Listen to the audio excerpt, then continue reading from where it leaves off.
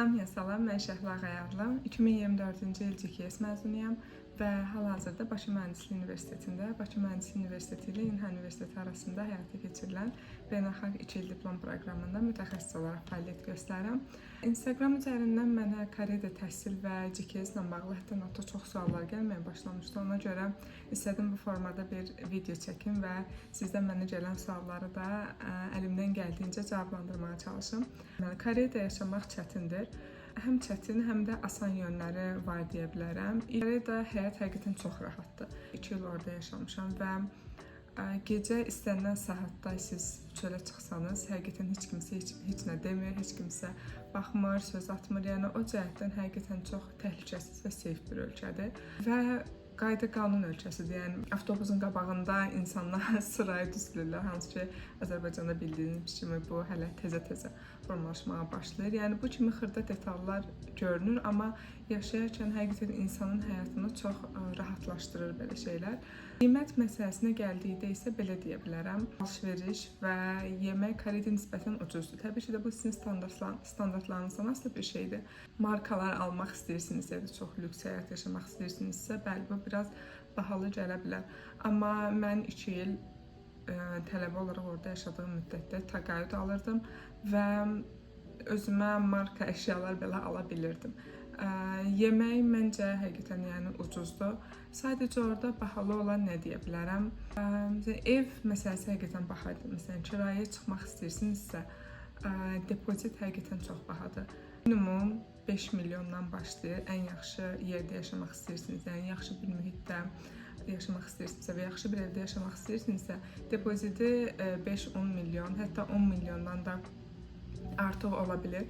Məncə ən çətin hissəsi biraz maddi cəhətdən kirayə, yəni təzə evə çıxmaq məsələsidir. Aylıq kirayə xərcləri də gündən-günə təbii ki də orada da artır və evlər çox balacadır və yaxşı bir yerdə yaşamaq, biraz daha geniş və yaxşı mühitdə yaşamaq istəyirsinizsə, bu hissədə maliyyə cəhətdən biraz insana çətinlik verə bilər. Təbii ki də tələbə olaraq orada yaşamaq və işləmək arasında çox fərq var. İşləmək istəyirsinizsə, məsələn, iş həyatı da biraz çətindir. Yəni ümumiyyətlə yeni mühitə adaptasiya olmaq Koreada biraz çətin ola bilər. Çünki Koreyalıların özləri xaricilər çox rahat şəkildə qəbul edən bir millət deyil mənə görə. Yəni istər-istəməz xarici olduğunuz üçün bir tık kənarlaşdırıla bilərsiniz. Ya da bu bütün universitet ya da iş yerinə şamil olunmur. Bəzi iş yerlərində, bəzi mühitdə bu kimi hadisələrə, hallara rast gəlmək olur. Amma 100% belə də deyə bilmərəm. Çünki də yaşadıqca, insan işlədikcə, çalışdıqca daha da öyrəşməyə başlayır və özünə bir yer edinməyə çalışır. Bundan sonra əslində yaşamaq nisbətən daha da asanlaşır. Gəzmək üçün, yemək yemək üçün, alış-veriş eləmək üçün, yəni həqiqətən çox ideal bir ölkədir və insanların soyuq olmasında əslində bir müsbət cəhəti odur ki, heç kim sizə qarışmır, heç kim sizə heç nə demir. Bu cəhətdən yəni yaşamaq üçün həm rahat, həm də diskomfort olan hissələri var deyə bilərəm. İkinci sualı isə siz Koreya necə getmisiniz? Bakalavr Bakı Dövlət Universitetində Koreyaşünaslıq ixtisası üzrə təhsil almışam. 4-cü kursdan etibarən artıq iqtisadi Koreya dili müəlliməsi kimi işləməyə başladım. Daha sonra həmin bir il yəni işlədiyim ərzində GKS-ə hazırlaşmağa başladım və GKS-ə müraciət etdikdən sonra Koreada Konqok Universitetində Koreya dili və ədəbiyyatı fakültəsinə qəbul oldum.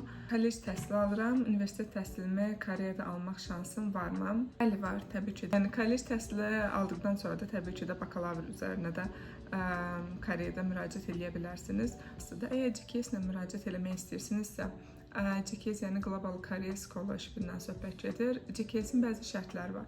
Hansı ki bu şərtlərdən biri TOPIK, yəni Koreya dili imtahanı verməkdir. Bu bəzi fakültələr tələb edir ki, TOPIK mütləq olmalıdır sizdə. Bu 3, 4, 5, 6, yəni səviyyəyə görə dəyişə bilir. Amma bəzi fakültələr ola bilsin ki, tələb etmir. Sadəcə sizdən ingilis dili, yəni IELTS və yaxud da TOEFL kimi tələb edə bilər.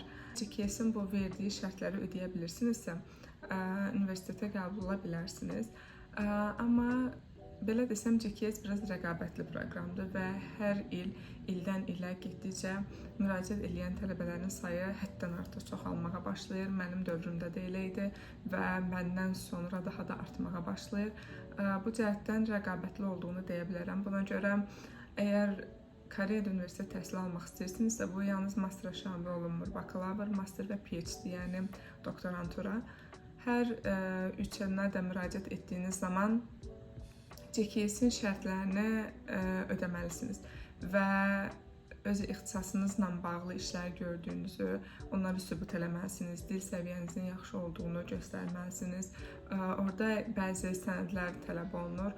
Məsələn, study plan, recommendation letter və s. kimi bu tələb sənədlər və bunları həqiqətən yaxşı formada yazıb təqdim eləməlisiniz.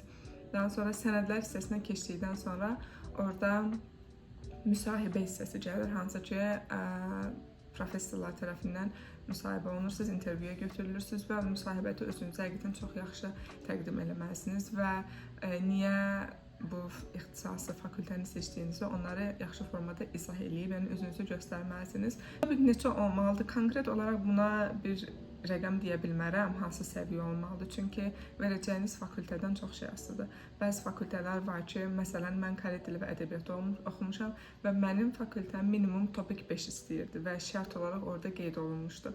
Və mən artıq verəndə topik 5-im var idi. Ona görə mənim üçün qəbul olmaq şansı daha yüksək idi. Amma bəzi fakültələr var ki, topiki optional olaraq götürür. Yəni, topik almaq məcburiyyətində deyilsiniz. Sizdən IELTS və yaxud da TOEFL istəyə bilər.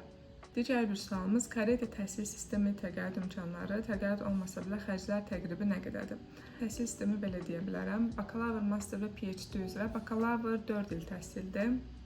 Master 2 il təhsil, PhD minimum 3-4 il üzrə götürülür. GKS-ə müraciət elədiyiniz zaman qeyd etdiyim kimi, əgər sizdən topik tələb etmirsə, siz qəbul olduqdan sonra Koreyada 1 il Korey dili dil kursu götürmək məcburiyyətindəsiniz. Yəni, bu 1 il ərzində siz ixtisas fənləri deyil, yalnız Korey dilindən hazırlaşırsınız və Korey dilindən həmin zaman sizdən tələb olunan səviyyəni artıq almaq məcburiyyətindəsiniz. Yəni, əgər 1 il ərzində tələb olunan səviyyəni sizdən götürə bilməsiniz, ixtisas fənlərinə, yəni bakalavr, master ya da PhD artıq başlaya bilmirsiniz. 1 illik qurtardıqdan sonra artıq bakalavr, master və PhD hansına müraciət eləmisinizsə, 1 ildən sonra başlayır və təhsiliniz bu formada gedir. Xərclər NIIT tərəfindən qarşılanır, bütün xərclər. Bu xərclərə nə daxildir?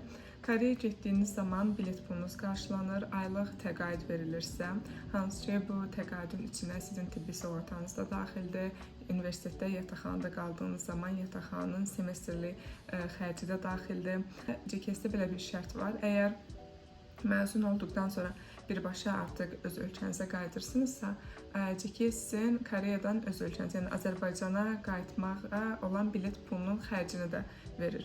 Yəni, qısaca bütün xərcləriniz hər şey qarşılanır və aylıq 1.3 milyon won təqaüdünüzdə sizə verilir.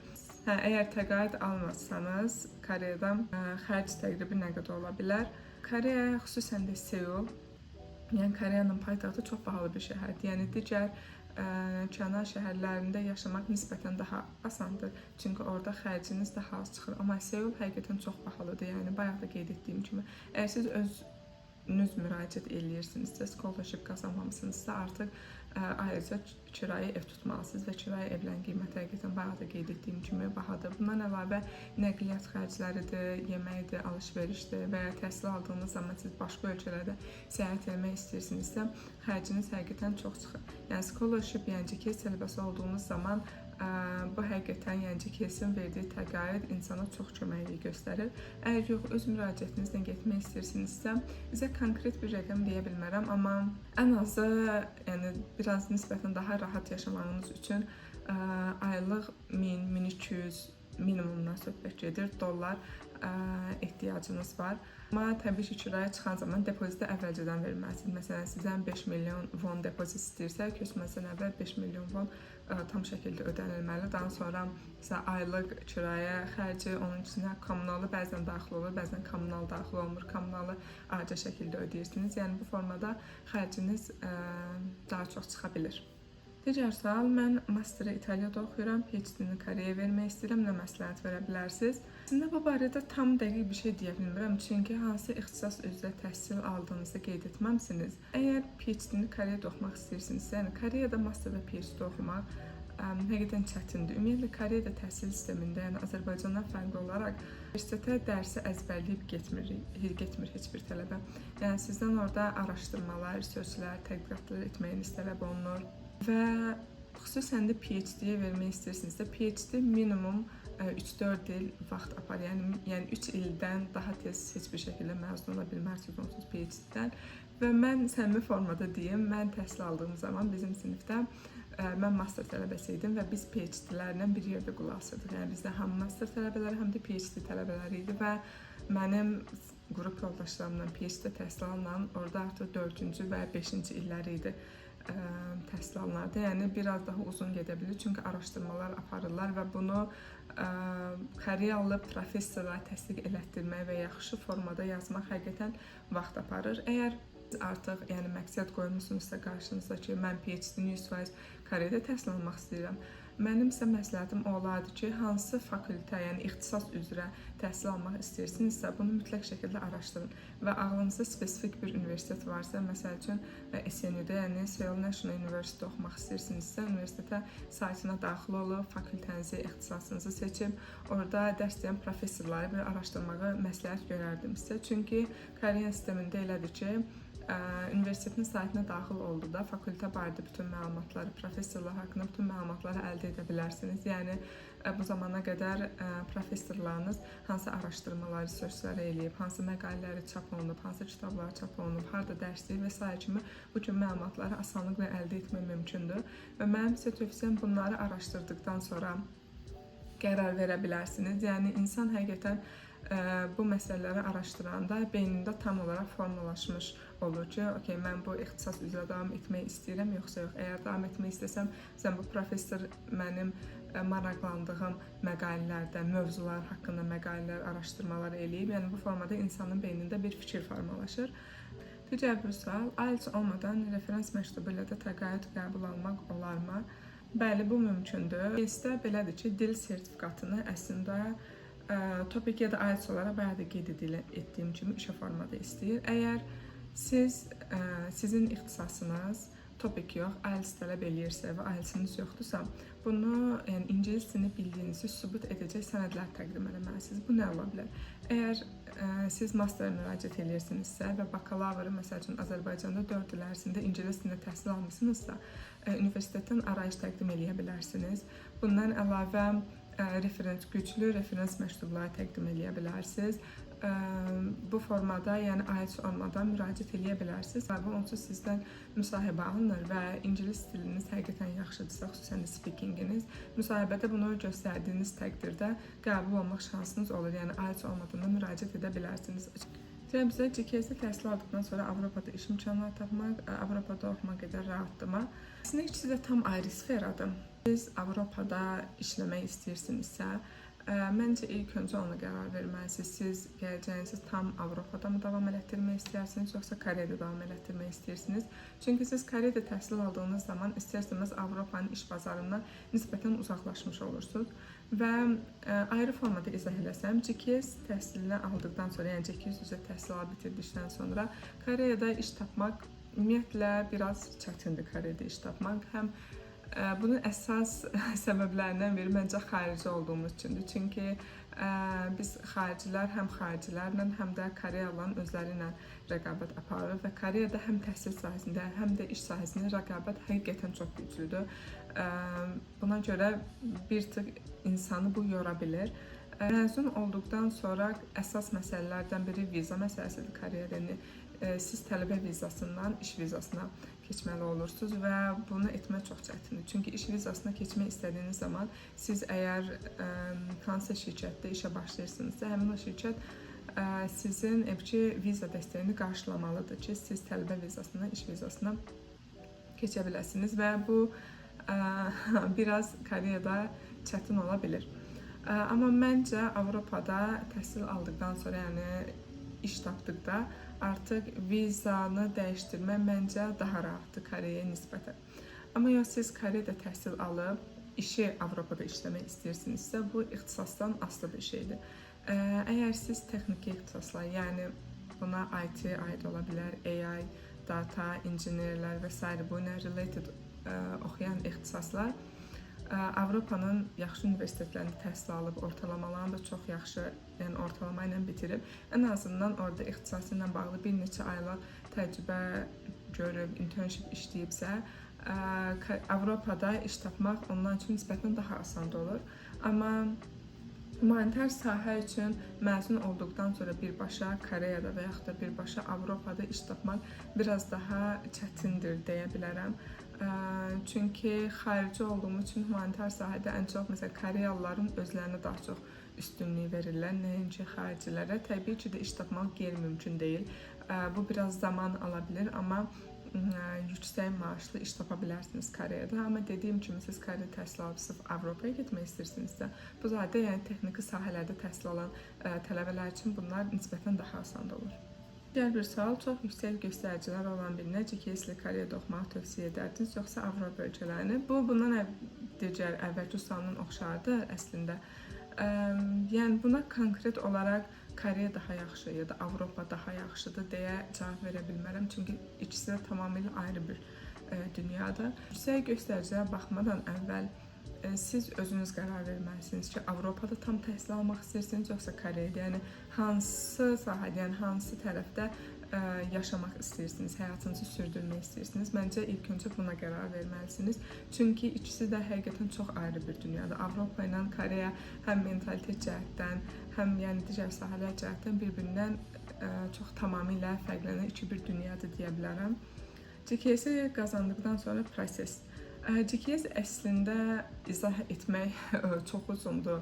Yəni əgər istəsəniz sırf GKS prosesi ilə bağlı ayrı bir video çəkə bilərəm. Çünki orada həddən artıq çox sənədlər təqdim olunur və o sənədlərin yazılma qaydası fərqlidir. Düzgün yazılmadığı təqdirdə birinci raunddan artıq fail olursunuz. Ona görə onları izah eləmək çox vaxt aparır. Amma qısa formada desəm ki, ilk olaraq GKS-in saytına daxil olub, lazımi sənədləri topladıqdan sonra müraciət edirsiniz. Daha sonra müsahibə mərhələsi olur. Müsahibəni də keçdikdən sonra sizə qəbul olduğunuzla bağlı bir mail gəlir və maillə birlikdə sizə enrollment, yəni qəbul olduğunuzu təsdiqləyəcək sənəd də təqdim olunur və həmin o sənədləri götürdükdən sonra artıq viza üçün səfirliyə müraciət edirsiniz və Koreyada tələbə vizası D2 vizası adlanır və orada onsuz hansı sənədlər tələb olunduğu bir-bir siyahılarda, yəni siyahıda qeyd olunur. Həmin o sənədləri toplayıb səfirliyə verdiyiniz zaman çox tez bir zamanda vizanızı alırsınız. Onsuz GKS-ə qəbul aldıqdan sonra vizaya müraciət eləmək o qədər də çətin deyil, yəni asan bir prosesdir və vizadan rədd cavabı almanız demək olar ki, qeyri-mümkündür. GKS üçün sənədlər yığarkən nə kimi çətinliklər yaranır əsasən? Əslində müraciət edərkən ən çətin hissələrdən biri sənədləri toplamaq hissəsidir. Çünki həddən artıq çox sənəd tələb olunur. Məsələn, ən çətinləri deyə bilərəm ki, sənədlərin apostili və tərcümə təsdiq olunmasıdır. Həqiqətən həm çox vaxt aparır, həm çox pul xərcləyir adam. Çünki diplomlarınız mütləq şəkildə apostil tərcümə təsdiq etməlidir. Sertifikatlar verirsinizsə hamısı tərcümə təsdiq olunmalıdır.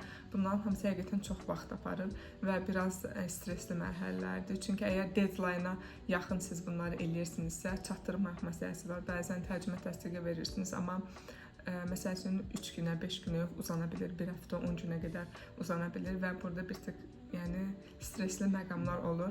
Bundan əlavə GKS özü bəzi sənədlər istəyir, məsələn, research proposal istəyir, study plan istəyir, recommendation letter istəyir və bunların hamısını siz bir-bir oturub yazmalısınız. Study planları, recommendation letterləri universitetdən, professorlardan almalısınız, müəllimlərinizdən ya da hər hansı bir yerdə işləyirsinizsə, müdirinizdən artıq recommendation letter alırsınız və bunu hazırlayıb, alıb təhvil vermək biraz uzun və yorucu prosesdir deyə bilərəm. GKS-ə necə hazırlaşa bilərəm və necə qeydiyyatdan keçə bilərəm? GKS-ə hazırlaşma və qeydiyyatdan keçmək linkini aşağıda qeyd edərəm, GKS-in rəsmi hesabını. Orada hər il müraciət perioda başlamazdan əvvəl GKS-də artıq lazıma olan sənədlər çıxır. Hansı ki, məsələn, PDF və Word formasında yükləyirlər və orada bu il hansı universitetlərə, hansı ixtisaslara yer verildiyi, hər ölkədən neçə tələbəyə yer verildiyi ətraflı formada qeyd olunur. Və GKS-də əslində belə qısaca desəm, müraciət forması iki formada olur. Bir University Track, bir də Embassy Track. Yəni University Track olduğu zaman siz yalnız bir universitet seçib müraciət edə bilirsiniz. Amma Embassy Track, yəni səfirlik yolu ilə müraciət etdiyiniz zaman 3 universitet seçmək şansınız olur və bura həmin iki trackdə bir-birindən prosesləri və müraciət proseduru bir-birindən biraz fərqlənə bilir. Yəni deyirəm, əgər istəsəniz GKS ilə bağlı ayrıca video çəkib bütün hamısını detallı formada izah edə bilərəm. Genetika ixtisası üzrə hansı universitetləri məsləhət görərsiniz? Genetika ixtisası üzrə bildiyim qədər orada SNU, yəni Seoul National University-də genetika sahəsi və bioloji elmlər üzrə ixtisaslar, yaxşı ixtisaslar var. KAIST yaxşıdır, biotexnologiya ixtisası, yəni ən yaxşı universitetlərdən biri KAIST-dir. Bir də Postek Universitetini deyə bilərəm ki, Postekdə təbiət elmləri və biotexnologiya ixtisası, yəni bu 3 universitet, xüsusən də 3 universitetin içərisində ən yaxşısı KAIST-dir.